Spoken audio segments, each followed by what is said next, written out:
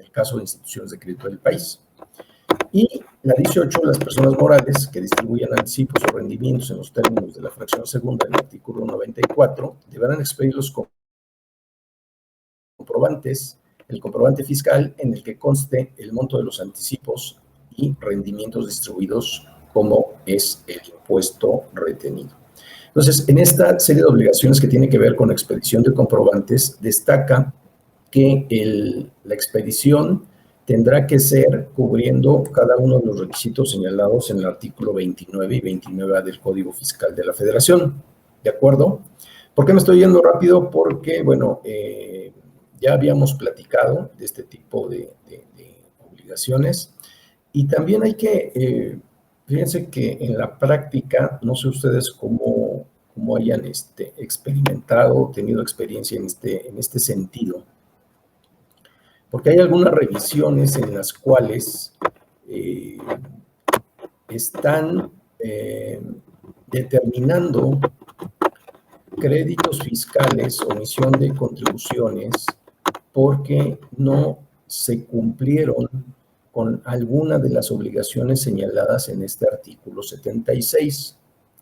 Sin embargo, el no cumplir con una obligación señalada en este artículo, lo que nos debe hacer acreedores es a una sanción, y el tema precisamente de hoy que vamos a empezar a abordar, que son las infracciones de tipo fiscal, en donde puede haber sanciones de naturaleza administrativa, es decir, sanciones de forma por la omisión de un cumplimiento de una obligación al que nos obliga una norma fiscal, y aquellas en donde hay una omisión en el pago de un tributo, que eso puede conformar un delito fiscal, y un delito fiscal que tiene una pena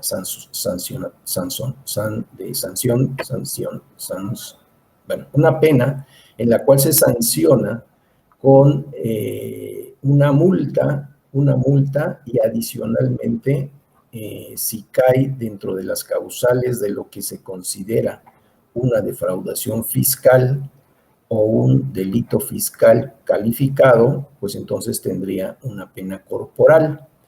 Eso lo vamos a ir revisando en sesiones futuras, en donde vamos a ver que este tipo de delitos fiscales considerados como fraude fiscal y fraude fiscal calificado, pues tendríamos que revisar si se cae dentro del supuesto, y vamos a ver cómo algunas fracciones del 108, 109 del Código Fiscal de la Federación, pues en muchos sentidos, con el solo hecho de no cumplir con la presentación de declaraciones, estamos inmersos en una posibilidad, en una causal de delito fiscal. Pero bueno, eso lo revisaríamos con calma. Hoy el objetivo es que nos quede claro que en toda esa escalera que hemos venido revisando, desde lo que es la declaración anual, ingresos acumulables, deducciones autorizadas, cuáles son las obligaciones a que está sujeto una persona moral dentro de lo que marca la ley de impuestos sobre la renta. Si esas obligaciones no son cumplidas, entonces nos hacemos acreedores a una sanción de naturaleza administrativa en primera instancia, que vienen a ser las sanciones de tipo formal. Estas sanciones de tipo formal las vamos a encontrar en el Código Fiscal de la Federación, que es un código, es una ley que es de aplicación supletoria. Y consecuentemente, si los delitos o la omisión conlleva ya una omisión de una contribución, entonces estamos hablando de otro tipo de sanciones, ¿de acuerdo? Entonces, lo que vamos a revisar en esta tarde es precisamente cuáles son las obligaciones que tenemos dentro de la ley de impuesto sobre la renta. Griselda de Cuatza, se corta el audio, no sé, ¿me pueden informar si estamos teniendo problemas aquí o nada más es nuestra estimada amiga de Cuatza? Todo bien, Gaudencio, en Ciudad de México. Si revisas, contadora Griselda, de favor. Bien, entonces, vámonos con, bueno, ya vimos las obligaciones en materia de expedición de comprobantes. Las obligaciones en materia de presentación de declaraciones, recuerden que estamos agrupando ese artículo 76, que podríamos irlo revisando de fracción por fracción, pero en este trabajo lo que se hizo fue agrupar por actividades, como ya vimos, el primer grupo es obligaciones en materia de registros, el segundo grupo es obligaciones en materia de expedición de comprobantes, y hay aquí un tercer grupo que es obligaciones en materia de presentación de declaraciones. Y lo que tiene que ver con las partes relacionadas por residentes en el extranjero, esas son y los informes que hay que dar a la autoridad, ¿de acuerdo?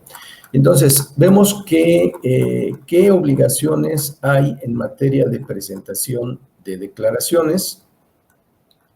Bueno, existe la presentación de declaraciones en la que se determine el resultado fiscal del ejercicio. Vamos aquí.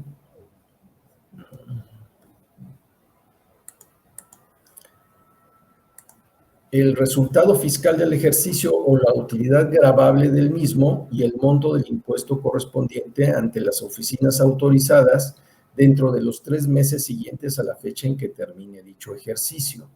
En esta declaración también se determinará la utilidad fiscal y el monto que corresponda a la participación de los trabajadores en las utilidades de las empresas. ¿Okay? Eso es parte del contenido que tenemos que presentar en la declaración anual de cada persona moral. Otra declaración que tenemos que presentar es que a más tardar el 15 de febrero debemos informar a autoridades fiscales mediante las formas aprobadas oficialmente el saldo insoluto que al 31 de diciembre del año anterior tenemos con relación a los préstamos que hayamos recibido del extranjero. Tenemos que informar asimismo cuál es ese tipo de financiamiento, el nombre del beneficiario efectivo, de los intereses, el tipo de moneda, la tasa de interés y las fechas de exigibilidad del principal y los accesorios. Esa información, bueno, ya se venció el día 15 de febrero, pero es una obligación que está marcando dentro del rubro de presentación de declaraciones. Otra declaración que tenemos que presentar es a través de medios electrónicos, en el correo electrónico que el efecto señale el SAT. O sea, todas las declaraciones que nos pide la autoridad tenemos que hacerla a través de estos medios electrónicos en el aplicativo del SAT. La fracción 10, conjuntamente con la declaración del ejercicio, debemos informar las operaciones realizadas con partes relacionadas residentes en el extranjero, efectuadas durante el año de calendario inmediato anterior, que se solicite mediante la forma oficial que el afecto aprueben las autoridades fiscales. Y la 13 tiene que ver con presentar a más tardar el 15 de febrero las declaraciones en las que se proporcione la información de las operaciones efectuadas en el año calendario anterior a través de fideicomisos en los que se realicen actividades empresariales en los que intervengan, ¿de acuerdo? Otra más, bueno, esto ya tiene que ver con lo de las partes relacionadas. Entonces, amigos, veamos cómo en este rubro de presentación de declaraciones, ese es la información que tenemos que presentar. Raúl de Monterrey se está viciando mucho, se corta el sonido. Jesús Villanueva Ramírez, uy. Ay, pues no sé, Salvador, si es problema de... Bueno, acuérdense que ha estado fallando mucho el asunto de la plataforma por los problemas que hubo de clima en el norte, en Estados Unidos, bueno, en el norte de México, sur de Estados Unidos. Y por eso estuvimos en la plataforma de Zoom. Estuvimos trabajando alrededor de 2 semanas en plataforma de Zoom, pero ya regresamos aquí a la plataforma que habitualmente estamos trabajando. Ahora sí que tenía un buen rato que no había reportes de fallas de corte de comunicación, pero algunos amigos sí están reportando aquí que se escucha bien, de Veracruz, de Hidalgo. Estimado Jesús de Morelia, mi estimado contador de Morelia, un gustazo verte, saber que estás bien. Saludos a toda la familia y saludos al colegio de Morelia de nuestra Federación de la Asociación Mexicana de Colegios de Contadores. Yola también aquí andamos, estimada Yola. Bien, entonces, pues estimados amigos, yo espero que el sonido esté siendo correcto, pero si no, lo que les sugiero que hagan es salgan y vuelvan a entrar, y yo creo que en ese refresh, podríamos tener corrección del audio. Porque aquí muchos me informan que está siendo correcto, de Coahuila, de Veracruz, de Morelia, de Yola aquí en Puebla. Bueno, vamos a continuar. Espero que no tengamos sigamos teniendo ese problema, ¿no? De acuerdo. Ahora, otra de las obligaciones que tenemos dentro de las personas morales es la relacionada a las partes relacionadas y residentes en el extranjero. Acuérdense que en materia de operaciones con partes relacionadas al extranjero, hay que realizar el estudio de precios de transferencia. El estudio de precios de transferencia, comentábamos en sesiones anteriores, que el éxito de un buen estudio de precios de transferencia está en la base comparativa, en la base de datos comparativa, que si es del extranjero, existe información de empresas, actividades relacionadas con operaciones de empresas en el extranjero.